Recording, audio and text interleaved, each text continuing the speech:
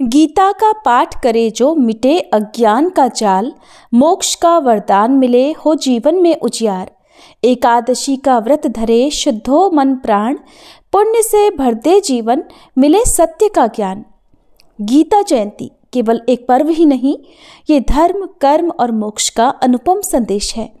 भगवान श्री कृष्ण ने अर्जुन को जो उपदेश दिया वो आज भी हर मानव को जीवन के सही पथ पर चलने की प्रेरणा देता है।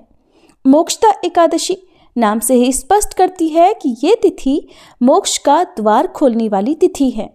व्रत, भक्ति और कथा सुनने से जीवन के बंधनों से मुक्ति और भगवान का सानिध्य प्राप्त होता है। गीता जयंती भगवान श्री कृष्ण द्वारा कुरुक्षेत्र के रणभूमि में अर्जुन को दिए गए दिव्य ज्ञान की स्मृति में मनाई जाती है। ये केवल एक ग्रंथ ही नहीं बल्कि मानव जीवन का संपूर्ण मार्गदर्शन है। और वहीं मोक्षदा एकादशी वो पावन तिथि है जो आत्मा को बंधनों से मुक्त करने और परम गति को प्राप्त कराने का संदेश देती है। आइए इन दोनों शुभ अवसरों पर कथा सुनकर अपने जीवन को धर्म और ज्ञान से आलोकित करें। हरे कृष्णा। आप सभी श्रोताओं को मोक्षदा एकादशी और गीता जयंती की हार्दिक शुभकामनाएं। आज आप सुनेंगे मोक्षदा एकादशी की पावन कथा, साथ ही आप सुनेंगे भगवत गीता सार की कुछ विशेष और जीवन में काम आने वाली उपयोगी बातें। कथा के माध्यम से आपको भगवत गीता सार के बारे में बताया जाएगा। आपसे अनुरोध है कथा को अंत तक जरूर सुनिएगा। एक बार धर्मराज युधिष्ठिर ने भगवान श्री कृष्ण से कहा, हे भगवान, आप तीनों लोकों के स्वामी, सबको सुख देने वाले और जगत के पति हैं। मैं आपको नमस्कार करता हूँ। हे देव, आप सभी के हितैषी हैं, इसलिए मेरे संशय को दूर करके कृपया मुझे बताइए कि मार्गशीर्ष एकादशी का नाम क्या है, इस दिन कौन से देवता का पूजन किया जाता है और उसकी विधि क्या है। तब भगवान श्री कृष्ण कहने लगे कि हे धर्मराज, तुमने बड़ा ही उत्तम प्रश्न किया है। इसके सुनने से तुम्हारा यश संसार में फैलेगा। मार्गशीर्ष शुक्ल एकादशी अनेक पापों को नष्ट करने वाली है और इसका नाम मोक्षदा एकादशी है। इस दिन दामोदर भगवान की धूप, दीप, नैवेद्य आदि से भक्ति पूर्वक पूजा करनी चाहिए। अब इस विषय में मैं एक पुराणों की कथा कहता हूँ। एक बार वैखानस नाम का एक राजा राज्य करता था। उसके राज्य में चारों वेदों के ज्ञाता ब्राह्मण रहा करते थे। वह राजा अपनी प्रजा का अपने पुत्र की तरह पालन किया करता था। एक बार रात में राजा ने स्वप्न देखा कि उसके पिता नरक में हैं। उसे बड़ा आश्चर्य हुआ। अगले दिन उसने अपने महल में कुछ विद्वान ब्राह्मणों को बुलाया और उनसे अपना स्वप्न सुनाया और कहा कि मैंने अपने पिता को नरक में घोर कष्ट उठाते देखा है। उन्होंने मुझसे कहा कि हे पुत्र, मैं नरक में पड़ा हूँ, यहाँ से तुम मुझे मुक्त कराओ। जब से मैंने ये वचन सुने हैं तब से हे विद्वान ब्राह्मणों, मैं बहुत बेचैन हूँ। मेरे मन में बड़ी अशांति हो रही है। मुझे इस राज्य, धन, पुत्र, स्त्री, हाथी, घोड़े आदि में भी कुछ भी सुख प्रतीत नहीं होता। मैं क्या करूं? हे ब्राह्मण देवताओं, इस दुख के कारण मेरा शरीर जल रहा है। अब आप कृपा करके कोई तप, दान, व्रत आदि ऐसा उपाय बताइए जिससे मेरे पिता को मुक्ति मिल सके। उस पुत्र का जीवन ही व्यर्थ है जो अपने माता पिता का उद्धार न कर सके। एक उत्तम पुत्र जो अपने माता पिता और पूर्वजों का उद्धार करता है वह 1000 मूर्ख पुत्रों से अच्छा है। जैसे एक चंद्रमा सारे जगत में प्रकाश कर देता है परंतु हजारों तारे नहीं कर सकते। तब ब्राह्मणों ने कहा, हे राजन, यहाँ पास ही भूत, भविष्य और वर्तमान के ज्ञाता पर्वत ऋषि का आश्रम है। उनके पास आपकी समस्या का समाधान अवश्य होगा। ऐसा सुनकर राजा मुनि के आश्रम में गया। उस आश्रम में अनेक शांत चित्त योगी और मुनि तपस्या में लीन थे। उसी जगह पर्वत मुनि भी बैठे हुए थे। राजा ने मुनि को साष्टांग दंडवत प्रणाम किया। फिर मुनि ने राजा से उनकी कुशल पूछी और आने का कारण पूछा। तब राजा ने कहा कि महाराज, आपकी कृपा से मेरे राज्य में तो सब कुछ कुशल है, लेकिन अचानक मेरे मन में बहुत अशांति होने लगी है। ऐसा सुनकर पर्वत मुनि ने आंखें बंद की और राजा के पूर्व जन्म के बारे में जानने लगे। फिर आंखें खोलकर बोले कि हे राजन, मैंने योग के बल से तुम्हारे पिता के कुकर्मों को जान लिया है। उन्होंने पूर्व जन्म में कामतुर होकर एक पत्नी को रति दी, किंतु सौत के कहने पर दूसरी पत्नी को ऋतुदान मांगने पर भी नहीं दिया। उसी पाप कर्म के कारण तुम्हारे पिता को नरक में जाना पड़ा।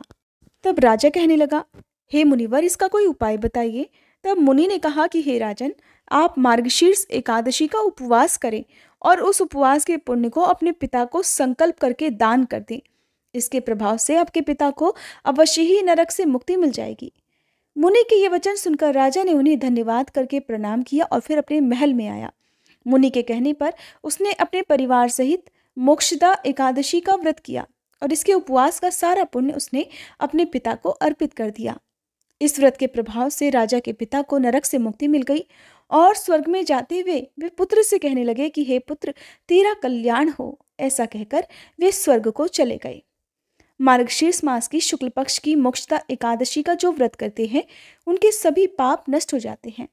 इस व्रत से बढ़कर मोक्ष देने वाला और कोई व्रत नहीं है। ऐसा कहकर भगवान श्री कृष्ण मौन हो गए। इस कथा को पढ़ने या सुनने से 1000 वाजपेयी यज्ञ का फल प्राप्त होता है। ये व्रत मोक्ष देने वाला और चिंतामणि के समान सभी कामनाएं पूर्ण करने वाला है। प्रेम से बोलिए श्री कृष्ण भगवान की जय। मोक्षदा एकादशी की जय।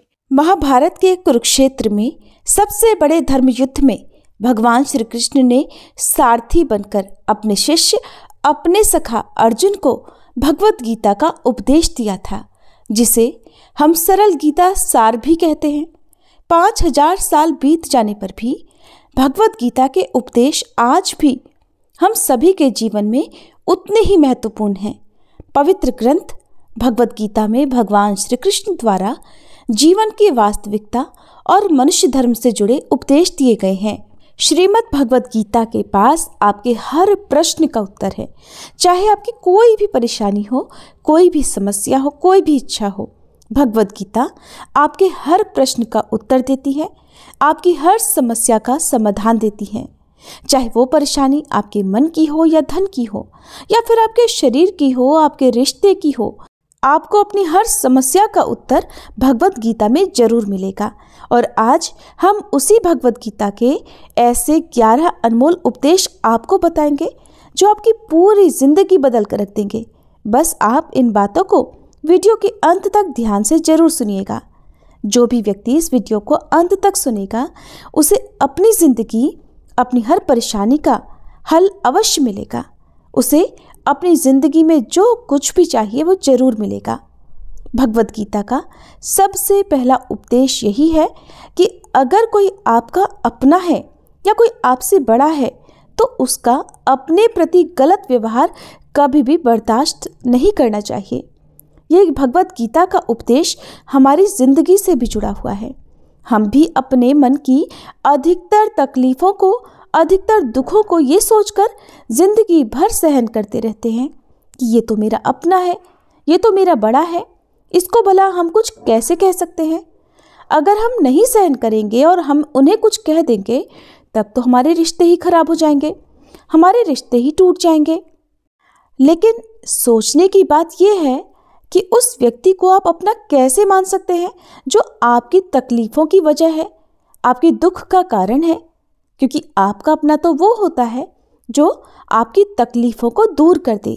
तो भगवत गीता का उपदेश है कि किसी भी व्यक्ति को अपना फायदा कभी मत उठाने दो, किसी भी व्यक्ति को अपने आप पर कभी जुल्म मत करने दो, क्योंकि आप जितना सहन करेंगे लोग आपको उतना ही सहन करने के लिए और मजबूर करते जाएंगे। भगवत गीता का पहला अध्याय जिसका नाम अर्जुन विषाद योग और दूसरा अध्याय जिसका नाम सांख्य योग है, उसके आरंभ में अर्जुन ने श्री कृष्ण के समक्ष अपना दुख प्रकट किया कि हे केशव, मैं कौरवों से कैसे युद्ध कर सकता हूँ, क्योंकि ये सब तो मेरे अपने ही हैं। मैं कैसे भीष्म पितामह और द्रोणाचार्य से युद्ध करूँगा, क्योंकि वो दोनों मेरे पूजनीय हैं। इसलिए इन गुरुजनों को मारने से तो अच्छा है मैं भिक्षा में मिले अन्न को खाकर अपना जीवन बिताऊं। और जिन कौरवों के साथ मैं युद्ध करने जा रहा हूँ वो सब धृतराष्ट्र के पुत्र मेरे भाई ही तो हैं, मेरे अपने ही तो हैं।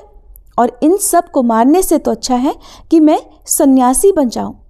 तब श्री कृष्ण ने अर्जुन से कहा कि अर्जुन, यहाँ कौन अपना है और कौन पराया है। जो अधर्म करता है उसके साथ युद्ध करना तुझे मोक्ष और मुक्ति देगा। तू अपने मन के मोह को त्याग दे, नहीं तो सारा संसार तेरी निंदा ही करेगा। तुझे कायर ही कहेगा।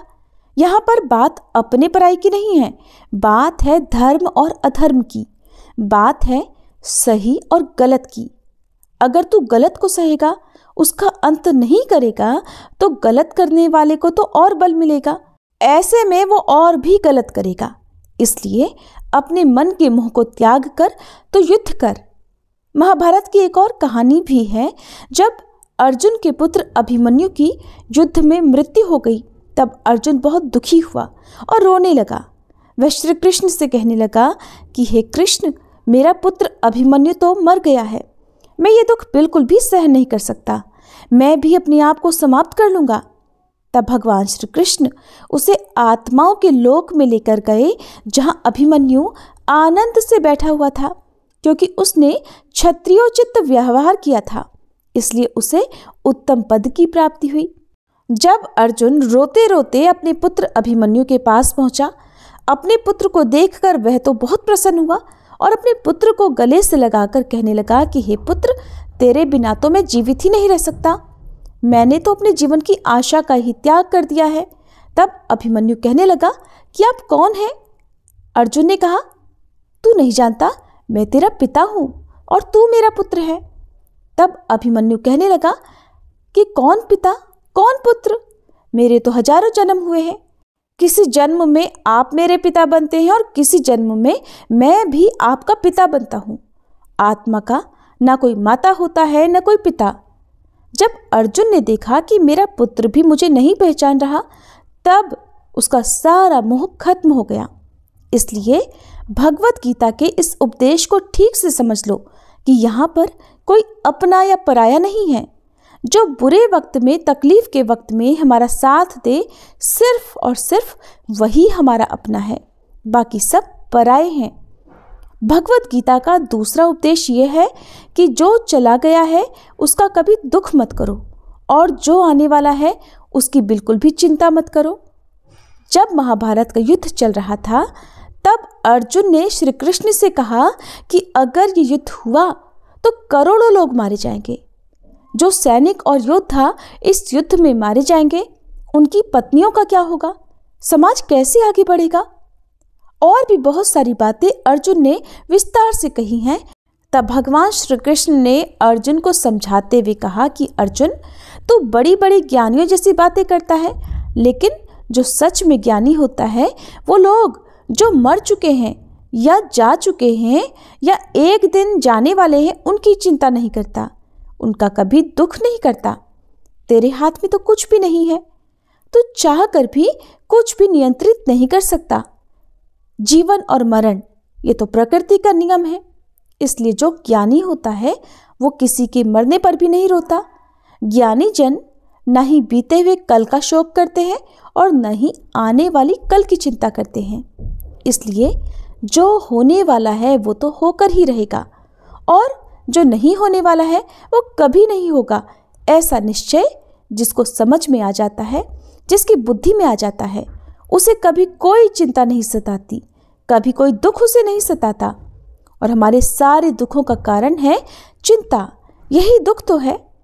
हम जो वक्त गुजर चुका है उसे सोच सोच कर लगातार परेशान होते रहते हैं, या फिर भविष्य की चिंता कर करके खुद को बीमार कर देते हैं, नष्ट कर देते हैं। भगवत गीता का ज्ञान हमें यही सिखाता है कि ना तो हम बीता हुआ कल बदल सकते हैं और न ही आने वाले कल पर कंट्रोल कर सकते हैं, नियंत्रण कर सकते हैं। हमारे हाथ में तो सिर्फ और सिर्फ वर्तमान है, सिर्फ आज का ही पल है। हमारा 98% तनाव और चिंताएं तो भूतकाल और भविष्यकाल के बारे में सोचते रहने से ही होता है। हमेशा हम उसी में ही जीते रहते हैं और अपने वर्तमान को जीना भूल जाते हैं। हम इस पल को कभी नहीं जीते। जब आप वर्तमान का पूरा आनंद लेना सीख जाओगे, तभी आपकी जिंदगी से तनाव कम होगा, चिंताएं खत्म होंगी। वर्तमान में जीना एक बहुत बड़ी उपलब्धि है। हमारे हाथ में भी सिर्फ आज का ही पल है। हमें जो भी करना है आज ही करना है। कभी भी ये सोचकर अपने समय को व्यर्थ ना गंवाओ कि अभी मेरे पास बहुत सारा समय बचा है। एक बार एक गुरुजी ने अपने एक शिष्य को पारस का एक पत्थर दिया।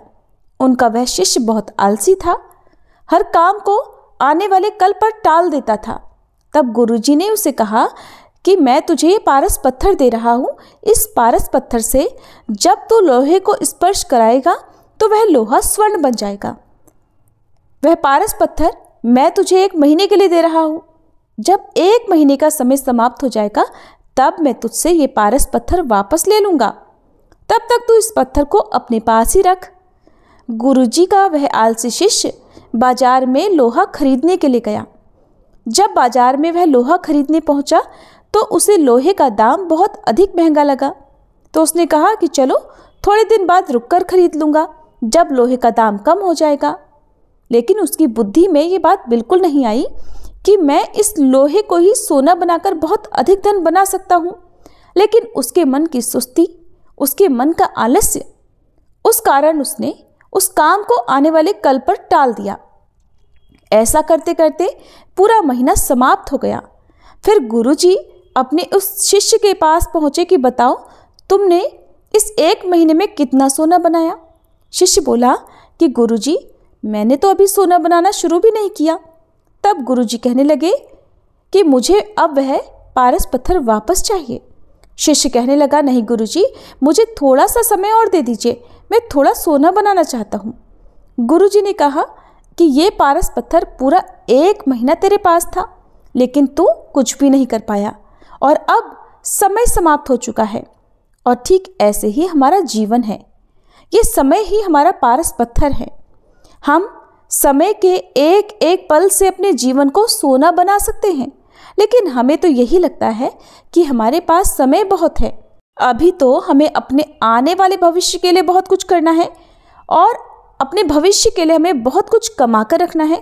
बस इसी चिंता में हम अपने वर्तमान को भी व्यर्थ में गंवा देते हैं। भगवत गीता का ये ज्ञान हमें सिखाता है कि आप आज में जीना सीखो, इस पल में जीना सीखो। भगवत गीता का तीसरा उपदेश ये है कि मौत से डरना बिल्कुल व्यर्थ है। श्री कृष्ण गीता में कहते हैं ये संसार मृत्युलोक है। जिसका भी जन्म हुआ है वो एक न एक दिन जरूर मरेगा। जिसका आरंभ हुआ है उसका अंत भी अवश्य होगा। हम में से कोई भी इसे नहीं रोक सकता। जैसे हम रोज कपड़े बदलते हैं, ठीक वैसे ही हमारी आत्मा भी नया शरीर धारण करती है। मृत्यु सिर्फ शरीर की होती है। इस जीवन का एक नया आरंभ मृत्यु है और इस जीवन का अंत नहीं है। आत्मा कभी नहीं मर सकती, ना ही कोई व्यक्ति आत्मा को मार सकता है। मनुष्य को अपनी मौत का डर सबसे ज़्यादा लगा रहता है। मौत का दुख भी इंसान को सबसे अधिक होता है। एक बार एक पेड़ पर 2 पक्षियों का जोड़ा रहता था। उन दोनों को एक दूसरे से बहुत प्रेम था। उन्होंने साथ साथ जीने मरने की कस्में खाई हुई थी। एक बार एक शिकारी उस पेड़ के पास आया। उसने एक तीर चलाकर वहां पेड़ पर बैठे मादा पक्षी को मार दिया, लेकिन वह अकेला नर पक्षी रोने लगा। कहने लगा कि मैं तुम्हारे बिना कैसे जी पाऊंगा। तुम्हारी जगह मुझे मृत्यु आ जाती, मेरा जीवन तुमको मिल जाता। इस तरह वह रोने लगा। रो रो कर वह जोर जोर से विलाप करने लगा। इतने में ही उस शिकारी ने दूसरा तीर चलाया और उस नर पक्षी को भी मार डाला। वास्तविकता में ये कहानी हम सब की है। ठीक उसी तरह यदि हमारा कोई घनिष्ठ मर जाता है तो हम भी रोते रहते हैं। मरना तो सभी को है, लेकिन हमें ये नहीं पता कि एक ना एक दिन हम सबका भी जीवन समाप्त हो जाएगा। हम भी उसी मृत्यु के पेड़ पर ही बैठे हुए हैं, लेकिन शरीर का मिटना हमारा अंत नहीं है। श्री कृष्ण अर्जुन से कहते हैं कि हे अर्जुन, तेरे और मेरे अनंत जन्म हुए हैं। तुझे कुछ भी याद नहीं, लेकिन मुझे सब कुछ याद है। जो व्यक्ति इस सत्य को समझ ले कि मैं यहाँ इस संसार में कुछ क्षण के लिए आया हूँ, कुछ समय के लिए आया हूँ, तो उसकी ज़िंदगी के सारे दुख, सारी चिंताएं, सारे झगड़े ही समाप्त हो जाएंगे। जब इस संसार से जाना ही है तो दुख किस बात का। पहले के ज़माने में साधु महात्मा लोग पैदल यात्रा किया करते थे। यात्रा करते करते वह एक नगर में पहुँचे। एक साधु महात्मा इसी तरह नगर में पहुँचते हुए बहुत थक चुके थे। उस नगर में उन्होंने एक महल देखा। उन्होंने इस महल में जाकर विश्राम करने के बारे में सोचा। वह महल के अंदर गए और जाकर सो गए। जब उस महल में वहाँ का राजा पहुँचा तो अपने पलंग पर उस महात्मा को सोता देखकर राजा हैरान रह गया। राजा ने उस महात्मा से पूछा कि तुम मेरे महल में कैसे घुस आए और मेरे बिस्तर पर मुझसे बिना पूछे सो रहे हो? महात्मा ने कहा कि राजन, ये तुम्हारा महल है, मुझे तो लगा ये धर्मशाला है। तब राजा ने कहा कि आपको मेरा महल धर्मशाला कैसे लगा? तो महात्मा ने राजा से प्रश्न किया कि तुमसे पहले इस महल में कौन रहता था? तो राजा बोला कि मुझसे पहले मेरे पिता यहाँ पर रहते थे और उससे पहले मेरे दादाजी यहाँ पर थे। महात्मा ने फिर प्रश्न किया, राजन, तो एक बात बताओ, क्या तुम इस महल में हमेशा रहोगे या फिर तुम्हारे बाद भी कोई और रहेगा? तो राजा ने कहा, महात्मन, मेरे बाद तो मेरा पुत्र इस महल में रहेगा। तब महात्मा ने राजा से कहा कि राजन, जिस जगह पर रहने वाले लोग बार बार बदल जाते हो उसको आप घर कैसे कह सकते हो? वो तो धर्मशाला ही है। इसलिए तेरे महल को धर्मशाला समझकर ही मैं इसमें रात बिताने के लिए आ गया। धर्मशाला जान जग को जीव सब मेहमान है, मोह किसी से मत करो सब स्वप्न का सामान है।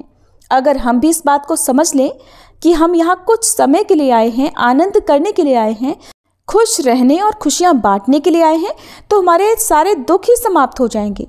जब हम अपना मोह यहाँ जमा कर लेते हैं तो अपना दावा यहाँ जमा कर लेते हैं कि ये तो मेरा है, मैं इसे छोड़ नहीं सकता, इसके बिना तो मैं जी ही नहीं सकता। और इसी तरह सोचते सोचते मोह माया के कारण हमारा जीवन दुखों से भर जाता है। इसलिए जीवन में मृत्यु का भय त्याग करके जीवन का प्रतिपल आनंद लेना चाहिए। भगवत गीता का चौथा उपदेश, मन और विचारों को कंट्रोल किए बिना जीवन में कभी भी शांति और सुकून मिलने वाला है ही नहीं। अर्जुन ने श्री कृष्ण से कहा कि हे कृष्ण, मेरा मन सब कुछ सही गलत जानता है, फिर भी मेरा विचार और मेरा मन मुझसे कंट्रोल नहीं होता। मैं जो करना चाहता हूँ वो कर नहीं पाता और जो नहीं करना चाहता हूँ वो मेरा मन मुझसे ज़बरदस्ती करवाता है। इसलिए मैं इस समय बड़ा बेचैन हो गया हूँ, मुझे शांति नहीं मिल रही। तब श्री कृष्ण अर्जुन से कहते हैं, पार्थ, उसके लिए तुझे अपने मन और अपने विचारों से डिटैच होकर दूर जाकर अपने मन और विचारों को सही दिशा में ले जाने की प्रैक्टिस करनी होगी, अभ्यास करना होगा। और ये एक दिन का काम नहीं है।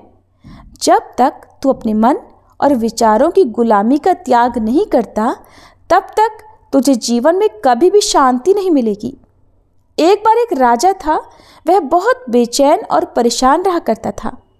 एक दिन वह अपने गुरुजी के पास गया और उनसे कहने लगा कि मेरा मन बहुत बेचैन है, मैं बहुत परेशान हूँ। मैंने पूरे संसार को जीत लिया है महात्मन, मेरे पास सब कुछ है, लेकिन फिर भी मैं खुश नहीं हूँ। मेरे मन में सुकून नहीं है, शांति नहीं है।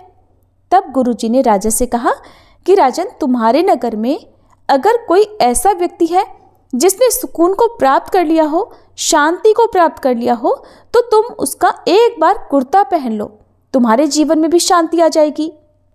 गुरुजी की बात सुनकर राजा बड़ा प्रसन्न हुआ कि ये तो बड़ा आसान काम है। अब वह राजा बड़ी खुशी खुशी अपने महल में आया और राजसभा में वो सबसे पूछने लगा कि आप लोगों में से जो भी शांत हो चुका हो, जिसे सुकून मिल गया हो, वो अपना कुर्ता मुझे दे दे। बदले में जितना भी धन वह मांगेगा मैं उसे सब कुछ दे दूंगा। राजा की बात सुनकर महल में उपस्थित सभी लोग एक दूसरे का मुंह देखने लगे। पैसों का लालच उनके मन में आया, लेकिन सबको एक दूसरे की सच्चाई पता थी, क्योंकि किसी की जिंदगी में भी शांति या फिर सुकून नहीं था। सब अपना सिर झुकाकर वहां पर खड़े हो गए। फिर राजा ने पूरे नगर में ढिंढोरा पिटवा दिया कि जिसे भी शांति प्राप्त हो चुकी हो, सुकून प्राप्त हो चुका हो, वो मेरे पास आकर अपना कुर्ता दे दे। जितना भी धन वह कहेगा उसे उतना धन दे दिया जाएगा। लेकिन राजा को अपने राज्य में एक भी व्यक्ति ऐसा नहीं मिला जिसे शांति प्राप्त हो चुकी हो। वास्तविकता में जब कोई मरता है तब हम कहते हैं कि वो फला व्यक्ति शांत हो गया, लेकिन कभी भी किसी जीवित इंसान के लिए यह नहीं सुना कि एक जीता जागता इंसान शांत हो गया है। राजा के सैनिक पूरे शहर में ढूंढते रहे, फिर उन्हें पेड़ के नीचे एक महात्मा तपस्या करते हुए दिखाई दिए, जिनके चेहरे पर एक शांति थी, सुकून था। वो सैनिक उन महात्मा के पास जाकर पूछने लगे कि क्या आपने शांति प्राप्त कर ली है, क्या आपको सुकून मिल चुका है? महात्मा ने कहा, हाँ, मैं तो पूरी तरह से शांत हूँ। तब सैनिक उन्हें राजा के पास ले आए। राजा ने उन महात्मा से प्रश्न किया कि महात्मन, क्या आपको शांति और सुकून प्राप्त हो चुके हैं? महात्मा ने कहा, राजन, मैं तो पूरी तरह से शांत हूँ। मुझे अब किसी बात की कोई चिंता नहीं, ना ही मुझे किसी बात का कोई लालच है, मुझे कोई इच्छा भी नहीं है। अब तो राजा बड़े प्रसन्न हो गए कि आखिरकार मुझे वो व्यक्ति मिल ही गया जिसे शांति प्राप्त हो चुकी है, इसे सुकून प्राप्त हो चुका है। तब राजा उस महात्मा से कहने लगे, हे महात्मन, आप कृपया करके अपना कुर्ता मुझे दे दीजिए, बदले में आप जो कुछ भी मांगेंगे मैं आपको वह दे दूंगा। महात्मन कहने लगे कि महाराज, सुकून और शांति तो मुझे मिल चुके हैं, लेकिन महाराज मैं क्या करूं, मेरे पास तो पहनने के लिए कुर्ता ही नहीं है जो मैं आपको दे सकूं। जब राजा ने महात्मा की ये बात सुनी कि इन महात्मा के पास तो कुर्ता भी नहीं है पहनने के लिए, उसके बाद भी ये महात्मा एकदम शांत है, इनके जीवन में फिर भी सुकून है, और मैं सारी जिंदगी धन को जोड़ने में लगा रहा, दुनिया जीतने में लगा रहा, लेकिन मुझे शांति नहीं मिली, सुकून नहीं मिला। क्योंकि शांति और सुकून तो बाहर की चीज़ नहीं है, अपने भीतर की चीज़ है। इसीलिए जब तक कोई व्यक्ति अपने मन, अपने विचारों को कंट्रोल नहीं कर सकता, तब तक अपने जीवन में उसे सुकून या शांति नहीं मिल सकती। और भगवत गीता का उपदेश हमें यही सिखाता है कि जीवन में शांति अगर चाहिए तो सबसे पहले अपने मन को शांत करना सीखो। भगवत गीता का 5वां उपदेश यह है कि वासना, क्रोध और लालच सर्वनाश का कारण है, नरक का द्वार है। जिस भी मनुष्य में ये 3 अवगुण होते हैं, वो हमेशा दूसरों को दुख पहुंचाकर अपने ही सुख और स्वार्थ की पूर्ति करता रहता है। किसी भी चीज की हद से ज़्यादा इच्छा करना, कामना करना और क्रोधी स्वभाव का होना, मन में लालच होना, उसके जीवन के सारे सुखों को समाप्त कर देते हैं, उसके सारे रिश्तों में जहर भर देते हैं। इन्हें नरक का द्वार इसलिए कहा गया है क्योंकि जिस इंसान में अत्यधिक क्रोध है, लालच है, वासना है, उसका पूरा जीवन जहर से भर जाता है, और फिर उसे मरने की बात नहीं बल्कि जीते जी यहीं पर ही नरक का दर्शन होता है। भगवत गीता का 6वां उपदेश यह है कि सब भगवान एक हैं, कोई भी छोटा बड़ा नहीं है। सब परब्रह्म परमात्मा के अलग अलग रूप और नाम हैं। श्री कृष्ण ने भगवत गीता के 10वें अध्याय विभूति योग में बताया है कि जितने भी जगत के देवी देवता हैं वो सब मेरी ही विभूति हैं। मैं ही शिव हूँ, मैं ही इंद्र हूँ, मैं ही यक्षराज कुबेर भी हूँ, मैं अग्निदेव हूँ, देवताओं के गुरु बृहस्पति भी मैं ही हूँ, समुद्र भी मैं हूँ, अक्षरों में ओम भी मैं हूँ, कालों का महाकाल भी मैं हूँ, सारे जगत का नाश, उत्पत्ति और पालन करने वाला भी मैं ही हूँ। श्री कृष्ण गीता में अर्जुन से कहते हैं कि मेरी विभूतियों का कोई अंत नहीं है, इसलिए सब भगवान, सब नाम, सभी देवता मेरे ही स्वरूप हैं। इसीलिए तो किसी भी देव या ईश्वर में कभी भेद बुद्धि मत करना, कभी किसी को छोटा बड़ा मत समझना। और गीता का उपदेश हमें ये सिखाता है कि कभी भी किसी दूसरे के इष्ट को छोटा नहीं समझना चाहिए, और इस बात पर झगड़े विवाद भी नहीं करने चाहिए कि कौन बड़ा है कौन छोटा। भगवत गीता का 7वां उपदेश है सुख की इच्छा। सुख की इच्छा आखिर में हमारे दुखों का कारण बनती है। श्री कृष्ण अर्जुन से कहते हैं कि मनुष्य जितना सुखों की इच्छा या लालसा मन में करता है, उतना ही उसकी इंद्रियां उस सुख को भोगने में आसक्त हो जाती हैं, और उतना ही उस इंसान का मन संसार के सुख और आकर्षण का गुलाम बन जाता है। वो जितना सुख के पीछे भागेगा, उतना ही उसे दुख के अनुभव से भी गुजरना पड़ेगा, क्योंकि ये तो संसार का नियम ही है।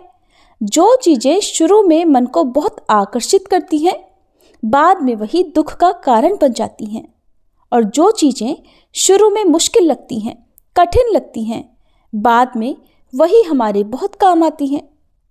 भगवत गीता का 8वां उपदेश यह है कि जो भी मनुष्य दुनिया के सारे सहारे छोड़कर सिर्फ भगवान को ही अपना सहारा मान लेता है, उसकी हर जरूरत, हर ईश्वर भगवान ही पूरी करते हैं। उसकी हर प्रकार से रक्षा वह भगवान ही करते हैं। भगवान श्री कृष्ण कहते हैं कि जो भी व्यक्ति मेरी शरण में आ जाता है, मैं उसे वो हर चीज़ देता हूँ जो उसे चाहिए। मैं उसकी हर प्रकार से रक्षा भी करता हूँ।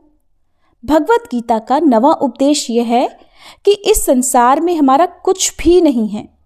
भगवत गीता सार में आपने कई बार सुना होगा कि तुम्हारा क्या गया जो तुम रोते हो, तुम क्या लाए थे जो तुमने खो दिया, तुमने क्या पैदा किया जो नष्ट हो गया, तुमने जो कुछ लिया यहीं से लिया, जो कुछ भी दिया यहीं पर दिया।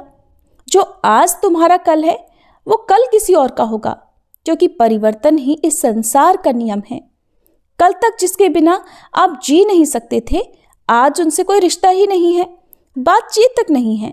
कहाँ गए वो जीवन भर के सारे रिश्ते, वो सारे मित्र जो साथ जीने मरने की बातें किया करते थे, और आज पता भी नहीं कि वो लोग कहाँ कहाँ चले गए। ये संसार परिवर्तनशील है, सब कुछ यहाँ बदल जाता है, सब लोग बदल जाते हैं, रिश्ता बदल जाता है। और तो और हमारा शरीर भी हर दिन बदल रहा है। बचपन से जवानी, जवानी से बुढ़ापा, और फिर एक दिन ये शरीर भी हमारा साथ छोड़ देगा। तो फिर किसके लिए रोना, किस बात की चिंता करना।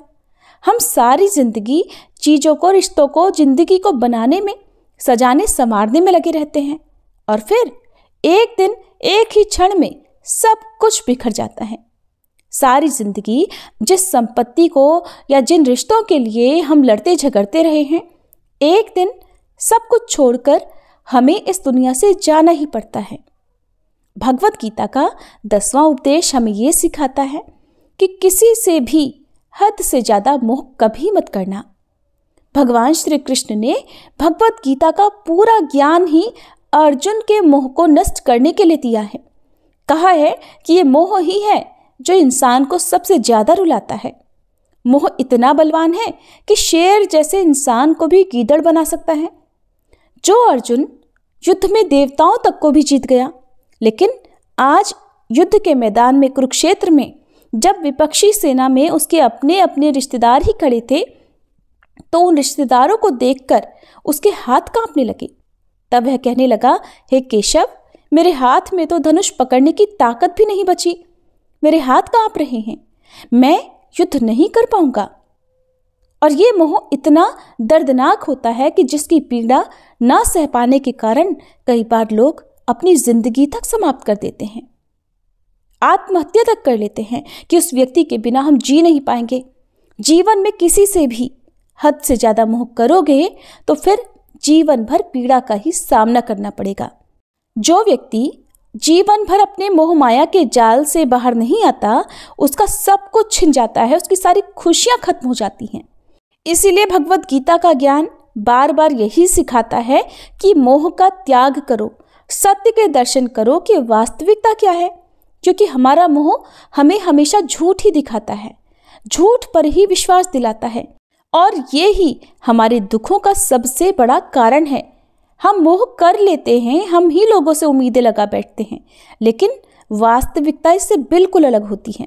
लोग वैसे नहीं होते जैसे हम उन्हें मान लेते हैं, जैसा हम उन्हें समझ लेते हैं, क्योंकि मोह के कारण हमें सच्चाई नहीं दिख पाती, वास्तविकता नहीं दिख पाती, हम लोगों का असली चेहरा नहीं देख पाते। इसीलिए गीता का उपदेश हमें ये सिखाता है कि जीवन में अगर आनंद और प्रसन्नता से रहना है तो किसी से भी हद से ज़्यादा मोह कभी मत करना। गीता का 11वां उपदेश यह है कि दुनिया में अगर आए हो तो तुम्हें दुख तो मिलेंगे ही मिलेंगे, लेकिन इन दुखों से कभी घबराना मत, कभी डरना मत। श्री कृष्ण कहते हैं कि ये संसार दुखों का घर है। जैसे औषधालय में औषधि मिलती है, पुस्तकालय में पुस्तकें मिलती हैं, चिकित्सालय में चिकित्सा होती है, वैसे ही इस संसार को भी श्री कृष्ण ने एक नाम दिया है, दुखालय, यानी जहाँ पर दुख मिलता हो। दुख तो यहाँ हर किसी के जीवन में आता ही है, और अगर दुख आया भी है तो उसके पीछे सुख भी जरूर आएगा। इसलिए दुख कभी आए तो डरना नहीं, घबराना नहीं, क्योंकि ये संसार तो दुखालय है और आशावत भी है। आशा का मतलब होता है कि यहाँ पर परमानेंट कुछ भी नहीं है, सब कुछ बदल जाता है। सुख के बाद दुख और दुख के बाद सुख लगे ही रहते हैं। भगवत गीता का ये उपदेश हजारों साल पुराना है, लेकिन आज भी नए से नया है। पूरे विश्व में भगवत गीता को ही सबसे ज्यादा पढ़ा गया है, लेकिन सबसे कम समझा गया है। और अगर कोई व्यक्ति भगवत गीता के इन उपदेशों को ठीक से समझ ले, उसे अपनी जिंदगी में उतार ले, तो ये तो पक्की बात है कि वो अपनी जिंदगी में जो कुछ भी चाहे हासिल कर सकता है।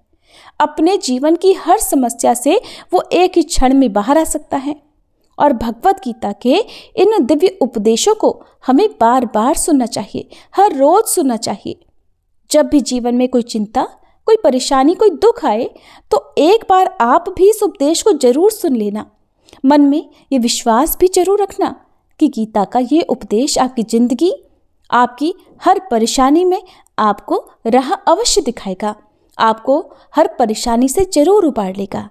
हरे कृष्णा।